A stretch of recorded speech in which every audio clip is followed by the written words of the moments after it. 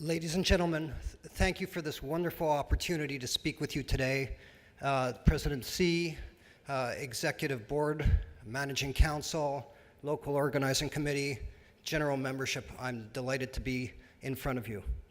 I'd like to speak to you a little bit about my vision. And the picture you see in front of you today is actually one on the left side of a footprint from 1964, the year before ISSP was founded. And then 50 years later, the amazing amount of progress that can be done when people pull together boundless limits, and that's why I have that picture there. My academic background, which is going to inform this dialogue about who's going to be the successful candidate for this position, you could see in front of you just a few of the examples of special issues such as Psychology of Sport and Exercise, books that have been published, the Routledge International Handbook. I'm the co-editor of the International Journal of Sport and Exercise Psychology as well. I'm also a practitioner. And here in front of you are examples. I'm a major game sports psychologist. I was in Rio last year. I work with professional athletes on a weekly basis. And so what I do is I bridge the science practitioner model in every sense. I have lived sports psychology for 20 years, day in and day out, after having been a high-performance national team athlete myself in equestrian. I was the previous president of ASSP, the Association for Applied Sports Psychology. I began there in an organic way, starting from the very bottom as a member and then becoming an ethics chair. From an ethics chair, I became the division head of professional standards, and what that meant was that I was overseeing certification, review, continuing education for the entire association of 2,500 people, ethics, and diversity as well. Then as president in 2014, and I will add that in a single year is the presidency of ASSP. So you have a very short period of time, a finite period of time to do something. And oftentimes the year goes by, and many presidents told me this, at the blink of an eye. In the year that I was there, I led strategic planning, and how I did it was by doing town hall meetings, engaging the membership in an organic way, because that's really what has to happen. This is not about me, this is about you and engaging you, and I'm going to show you why in a second. I was also leading the rebranding and a new logo that was launched in the year that I was president. Furthermore, international student conferences began to happen. The first one was in Loughborough in the UK, and they have continued ever since as a legacy project. Students have to be part of our focus. Cultural competence was embedded in certification the year that I was also president. And those are just a few of the highlights of what can be done in a single year. Finally, in 2016, last year, I was conference chair to a membership in attendance of over 1,200 people. The numbers you see in front of you from 2013, the cycle from 2010 to 2013, and then from 2014 to 2017 reveal quite an interesting trend. And what they show is this. In the first and second year of post-conference, membership retention in this organization drops considerably, which means there is a lack of engagement. In year 3, the year before the conference, people begin to engage and re-engage with this Congress and with the society. Why? Because the value is in the Congress. And obviously there's the right to vote. And these are just the trends from the 2 previous cycles. Up top you see that the membership from 1965 was 1,500 people, unpaid.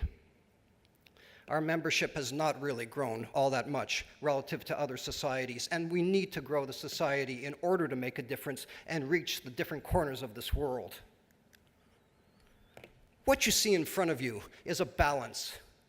This is how I think, I believe, but I'd like to hear from you over the next couple of days how you weigh whether you have an adequate return of investment when you decide that you want to be a member of the ISSP.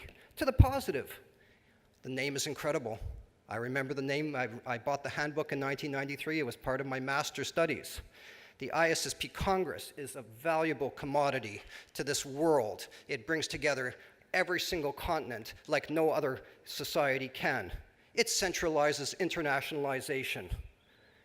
It travels the world as opposed to another conference which is based in a single country such as ASP or the American Psychological Association. And it also has the International Journal of Sport and Exercise Psychology, which is growing in leaps and bounds. To the negative or deficit, here are the uncertainties and tensions. One, is there enough continuity in those 4 years between that conference? I'm not quite sure that there is, because we have a problem with retention in the society, and we have to do something about it. Is there a place for me, is the question you probably want to know. Now, when I joined, I was the president-elect of ASP, and I was approached by President Gangyentse in advance of the Congress to run for General Managing Council, but I had no background. There was no growth for me in the society, whereas with ASP I started off as a member and then became a committee member, and then from a committee member a division head, and from a division head a president. Then, of course, there's the question of accreditation and accreditation thresholds. And the reality is that this domain is a professional domain where we work with athletes and we work with youth and people at risk to help augment their lives. We need that accreditation threshold, and we're going to do it. We're going to find a way, and we've started on that process, and we're going to do it expeditiously to find a threshold where countries that meet the basic common threshold are automatically grandfathered in with their members, and then we begin to look at how to augment the standards across the world. Are we competitive? I think we need to be. I don't think we're there yet. And the reason why is because of an issue of engagement. And we need to engage with you, and you need to engage with us. And I'm going to propose in a second how that's going to happen. And are we cutting edge? I think we're cutting edge in the sense that we're international. I think that we need to listen a little bit more carefully, maybe a lot more carefully, to what you have to say and what drives you, where the foot traffic is going, and why the foot traffic is not coming to ISSP year in, year out to grow it in leaps and bounds as it should. Here's what I'm going to propose to you, and these are just a few highlights, and I'll speak further to it should I become the president. One, I want to have committee sign-up sheets. And there are going to need to be committees that are focused on such things as ethics and ethical conduct, because we're as much a practical organization as we are a scholarly one. Focusing on augmenting standards in developing countries. Two, we need to have super congresses. For example, a partnership in an off year that is not the fourth year in the cycle, where we partner with such wonderful organizations as the African Society of Sports Psychology, or ASP, or anywhere, or FEPSAC, and we work together with these people. Three, frequent continuing education, and one of the things that I did with ASP is brought in virtual conferences so that we could reach people, and we need to reach people in person, through virtual conferences, and through web-based education. Four, there has to be a place for students. We need a place for students because the students are the organic drivers of this organization, and they are the future of this organization. They need to grow in this organization, and they need to develop the competencies to eventually find themselves into the managing council and then further on into the executive and the presidency. We need to see that continuity from the bottom up. Succession planning is going to be huge because the cream must rise to the top. And for that to do, people have to grow in the society, and for them to grow in the society, they need to be retained by the society.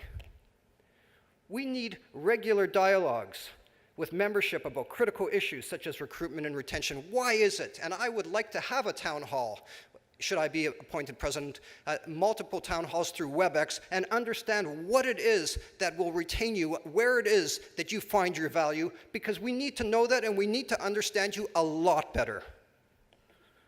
We need more women in leadership. This is not acceptable. We need more women in leadership right through to the presidency. We need think tanks in critical areas, such as athlete mental health. We have position stands, but we need to have the best minds, not just from this society, but pulling together many of the societies and having the brightest minds around key issues. And only then will we truly be taken seriously by such conglomerates as the IOC. We need unifying position stands, not just societal position stands, but position stands that bridge and transcend a single society to a world movement. We need transparent information on the website, everything from how to apply to a conference, how to successfully submit an abstract. We need to build capacity in every which way. And finally, I want you to know, and I want to know, what it will take to engage you. Over the coming days, I want to listen to what you have to say at every possible moment. And with that, I thank you so much for your time.